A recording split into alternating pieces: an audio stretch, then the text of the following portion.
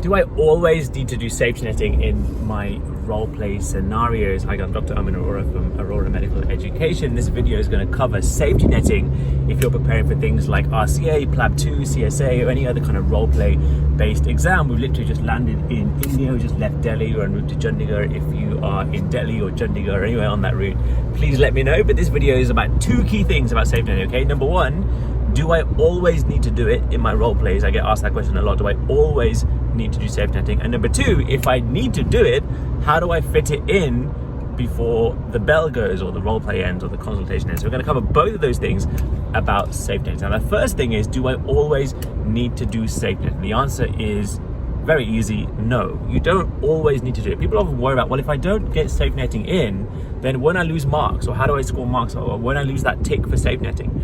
Remember that safety netting tick or that box is usually about appropriateness of safety netting. So do you do safety netting appropriately? So for example, there are many scenarios where you need to do a clear safety netting because it's safe practice and you want somebody to know what to look out for in case things get worse. So for example, you have a chest infection scenario, you're sending them home, you're treating them, you're giving them antibiotics, but you want to tell them about a few things to look out for that will mean they come and see you quicker.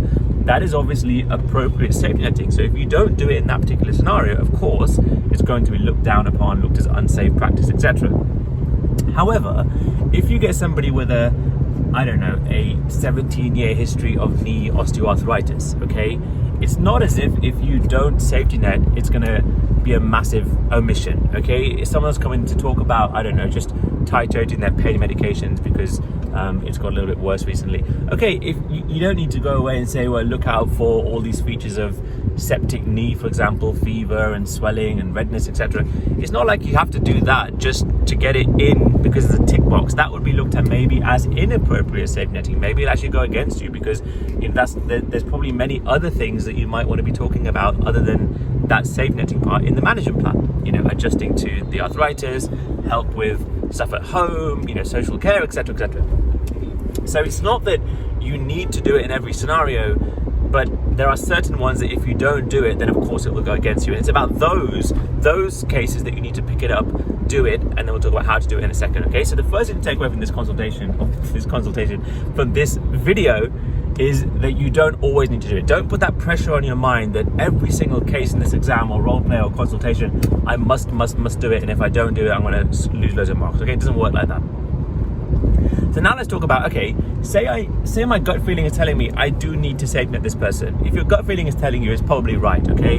If your gut feeling tells you that you need to do it, then you've got to try and fit it in because, you're a clinician, you know when to do these things. Now, the second part of the video is, how do I fit it in then? Because what I see most people do when they're practicing for things like PLAB 2 and RCA and all sorts of other role play based exams, they will know that I need to put it in, but they will just leave it till the end and kind of hope that I'll have time to do it. So, for example, you get that guy with the chest infection, okay? And you need to treat them with antibiotics, so you've got to talk about that. Maybe you've picked up that they're a smoker, at some point you've got to talk about that. Maybe they've asked for, whether they need an X-ray or a CT scan of their chest, maybe, and at some point you've got to talk about that. And also, in your mind that I've got to safety net this person because I'm going, they're going home and I have to tell them to look out for things like fever and hemoptysis and all that kind of stuff. Now, what we tend to do is, we kind of deal with the antibiotics and then maybe the next thing, and we kind of hope that by the end I'll fit the safety netting in. But you know what it's like. You get to 30 seconds to go or a minute to go, and you're in the the busyness of talking about antibiotics, and they've got questions maybe about side effects, etc. Or maybe you got stuck on the smoking part. And your brain's thinking, I've got to get safety netting. I've got the time's about to run out. I've got to fit it in. So we either don't do it because we run out of time, and therefore the doubt in the assessor's mind is there that they didn't safety net, and that's unsafe, and would they have done it?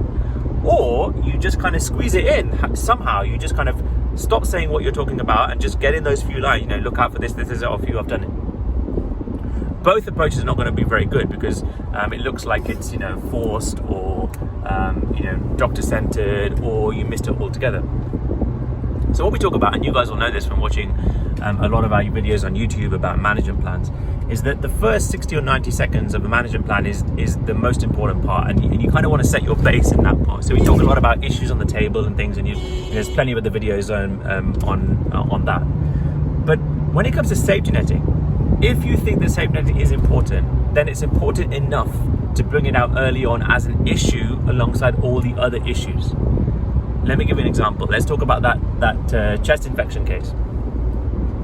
So there's a number of issues you want to talk about. There's the treatment, there's the smoking, there's the test, the x-ray, and now there's the safety netting as well. So all these four should come out at the beginning. So you'll say, look, Mr. X, you've got a chest infection, obviously. Look, there are a couple of things that we need to have a bit of a chat about. Firstly, of course, we need to treat you. We need to give you some antibiotics, and we'll talk about what that is and dosing and side effects, etc. But we need to get you on some treatment, of course. Secondly, you mentioned that you're a smoker. Now, you might have talked about this many times before, but things like smoking can increase risk of infections, and maybe we can offer some help for that kind of thing. We can have a chat about that. Thirdly, you mentioned, sorry, just pulling up at a toll, I think. Thirdly, you mentioned you wanted an x-ray. I don't think at this stage that's necessary, but we can talk about pros and cons and why that might not be the case. And finally, I do want to go through a couple of symptoms to look out for that would mean you come back and see us a bit quicker, because chest infections can get worse quite fast, and I want to make sure we've gone through some of those before you go home. But I think out of all of those, we should probably start with the antibiotics, get you started on those, because I want to treat this infection. And then you're off and you start talking about antibiotics and you go through all of that stuff. But you notice how I've mentioned safety netting right at the beginning. So I know in my mind that I want to safety net this person. So I haven't left it to the end. I've put it as an issue. Okay, I've said that, look, and also before you leave, I want to go through a couple of things to look out for. Now, even if I don't actually come on to that and actually start listing fever and hemoptysis and all those kind of things later on, at least in the assessor's mind, it's clear that I'm going to be safety netting this person. It's clear that I'm not going to be letting this person go home before I've done a clear safety net of what to look out for. Now, of course, ideally you want to get to the end and put those key points in, but if you haven't, at least I've made it clear that I'm going to do this, rather than I don't say it at all, and the doubt in the assessor's mind is that, are you going to do it? Because they can't assume that you're going to unless you say it. Or I'm going to just fit that line in right before the bell goes, just to make sure I get it in. Either way, it's not going to look great. So whenever you're doing your practice for things like PLAB 2 and RCA, and I do a lot of this stuff in role plays with people, and I see this all the time, I always talk about, look, if your gut feeling says safety net, then safety net, because it's said it for a reason, but don't try and force it into every case. And secondly, if you're going to do it, put it as an issue early on in your management plan alongside all the other issues, to at least take the stress off your shoulders that I need to squeeze it in before the bell goes. Now, if you think about these two key things when you're doing your role play practice, it is going to help you, no doubt. The safety netting thing should not be a stressor. Often people stress about it too much, and it causes a lot of panic in their mind that I must do it, and how do I fit it in? Hopefully this video can be of some value, try and make things a little bit more simple. Now, we do loads of more videos like this on consultation skills, comm skills.